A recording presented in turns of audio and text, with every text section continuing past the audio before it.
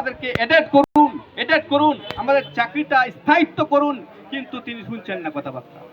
আজকে শিক্ষার ক্ষেত্রে দেখুন, হাজার হাজার দুর্নীতি, বালি দুর্নীতি, কয়লা দুর্নীতি।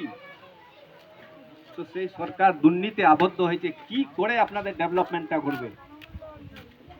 আজকে এই সরকার যখন আপনাদের উন্নয়নের কথা বলে, তখন বলে আমার কাছে টাকা নেই, আমার কাছে টাকা নেই।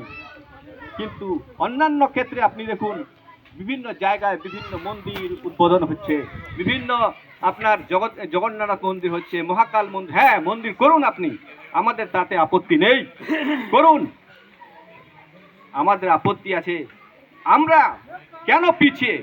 আজকে রিপোর্ট আপনি যদি সার্চ করেন, আপনি রিপোর্ট আরটিআই যদি করে দেখেন, তাহলে আমরা এই মুসলমান সমাজ গত স্বাধীনতার পর থেকে আদিবাসী দলিত সমাজ থেকে পিছিয়ে রয়েছি। আপনারা সার্চ করতে হবে, আপনাকে জানতে হবে। আপনাকে 1000-2000 ভাতা দিয়ে আপনাকে উন্নয়নের কথা বলছে। কই উন্নয়ন? কটা লোক এখানকার চাকরি আছে, হসপিটালে চাকরি? কয়জন ডক্টর আছে? কয়জন আপনার পুলিশ ডিপার্টমেন্টে আছে? কত পার্সেন্টেজ আছে?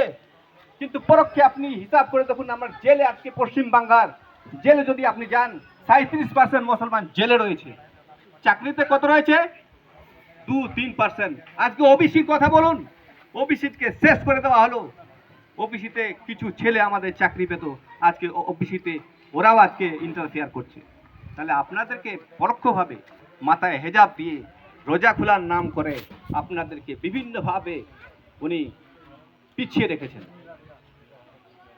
তাই আমাদেরকে জাগতে হবে। তার জন্য আজকে আমাদের অল ইন্ডিয়া মাজলিসে ইত্তেহাদুল মুসলিমিন এখানে আসা।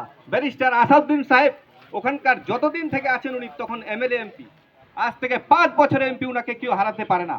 আলিশান বাড়ি আছে, কিন্তু তিনি দেখলেন সারা ভারতবর্ষের মুসলমান যাদেরকে ভোট দিচ্ছে, তাদেরকে নানা মুসলমান সমাজকে ললিপপ দেখিয়ে, মুসলমান সমাজকে প্রতিশ্রুতি দিয়ে, মুসলমান সমাজকে বিভিন্ন রকম উন্নয়নের কথা বলে আজকে পিছিয়ে রেখেছে।